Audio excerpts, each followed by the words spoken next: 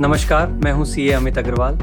अगर आपको लगता है कि इनकम टैक्स डिपार्टमेंट को सिर्फ वही जानकारी पता चल तो आप अपने इनकम टैक्स रिटर्न में लिखते हैं, तो शायद अब समय है इस सोच को बदलने का। आज के समय में टैक्स कंप्लायंस का पूरा सिस्टम पहले से कहीं अधिक डिजिटल और इन्फॉर्मेशन हो चुका है। कई फाइनेंशियल ट्रांजैक्शंस की जानकारी अलग अलग के माध्यम से इनकम टैक्स डिपार्टमेंट तक पहुंचती है, लेकिन इसका मतलब ये बिल्कुल नहीं है कि हर ट्रांजैक्शन पर नोटिस आ जाएगा। इस वीडियो में हम समझेंगे कि इनकम टैक्स डिपार्टमेंट किस आधार पर नोटिस या अन्य कम्युनिकेशन जारी कर सकता है। तो चलिए शुरू करते हैं। सबसे पहले एक बहुत बड़ी गलतफहमी दूर कर लेते हैं। बहुत से लोगों को लगता है कि अगर इनकम टैक्स डिपार्टमेंट से नोटिस आ गया तो ज़रूर कोई बड़ी गलती हुई होगी, लेकिन ऐसा हर बार नहीं होता। कई बार डिपार्टमेंट सिर्फ किसी जानकारी का वेरिफिकेशन करना चाहता है, कई बार किसी ट्रांजैक्शन के बारे में थोड़ी और जानकारी चाहिए होती है, और कई बार आपकी रिटर्न में दी गई जानकारी का डिपार्टमेंट के पास उपलब्ध जानकारी से मिलान किया जाता है। इसलिए नोटिस मिलना हमेशा गलती का मतलब नहीं होता, लेकिन उसका समय पर जवाब देना बहुत ज़रूरी होता है। अब सवाल आता है कि इनकम टैक्स डिपार्टमेंट के पास यह जानकारी आती कहाँ से है। आज के समय में डिपार्टमेंट सिर्फ आपकी आईटीआर पर निर्भर नहीं रहता। कई बैंक्स, फाइनेंशियल इंस्टीट्यूशंस और दूसरी रिपोर्टिंग एजेंसीज भी कानून के अनुसार कुछ फाइनेंशियल इंफॉर्मेशन डिपार्टमेंट को भेजती हैं। फिर उसी जानकारी का आपकी रिटर्न से मिलान किया जाता है। इस पूरी प्रक्रिया में कुछ महत्वपूर्ण सोर्सेज हैं, जैसे AIS यानी annual information system, form 26AS, TDS और TCS रिकॉर्ड्स और स्टेटमेंट ऑफ फाइनेंशियल ट्रांजैक्शंस यानी SFT। अब इन्हें एक एक करके समझते हैं। AIS, सबसे पहले बात करते हैं AIS की।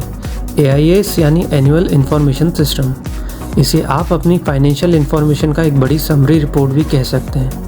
इसमें interest income, dividend income, shares transactions, mutual fund transactions, foreign remittances जैसी कई जानकारियां दिखाई दे सकती हैं। इसलिए रिटर्न फाइल करने से पहले AIS को एक बार ज़रूर चेक करें। Form 26AS। अब बात करते हैं फॉर्म 26AS की। बहुत से लोग AIS और फॉर्म 26AS को एक ही समझ लेते हैं, लेकिन होते दोनों अलग अलग हैं। फॉर्म 26AS में मुख्य रूप से आपके TDS और TCS से जुड़ी टैक्स क्रेडिट इन्फॉर्मेशन दिखाई देती है, जबकि दूसरी फाइनेंशियल इन्फॉर्मेशन आपको AIS में मिलती है। SFT।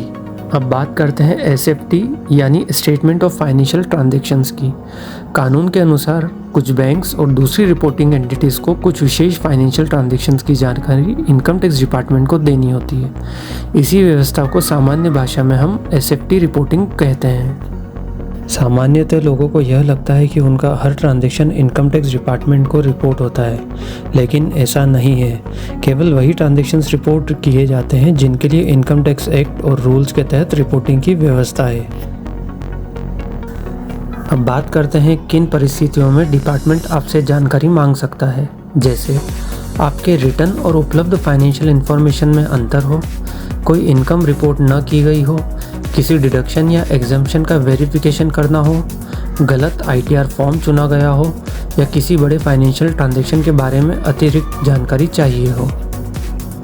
SFT table. लेकिन यहाँ एक बात हमेशा याद रखिए, किसी भी ट्रांजैक्शन का रिपोर्ट होना और नोटिस आ जाना दोनों अलग अलग बातें हैं। रिपोर्टिंग का मतलब सिर्फ इतना है कि उस ट्रांजैक्शन की जानकारी डिपार्टमेंट तक पहुंची है। अगर उस जानकारी और आपकी रिटर्न में कोई महत्वपूर्ण अंतर दिखाई देता है, तभी ज़रूरत पड़ने पर डिपार्टमेंट आपसे वेरिफिकेशन या क्लेरिफिकेशन मांग सकता है।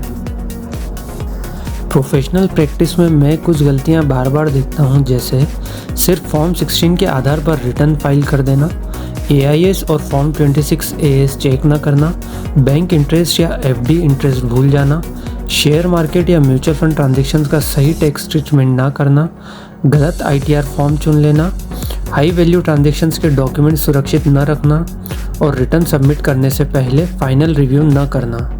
आज की वीडियो का उद्देश्य आपको डराना नहीं, बल्कि सही जानकारी देना था।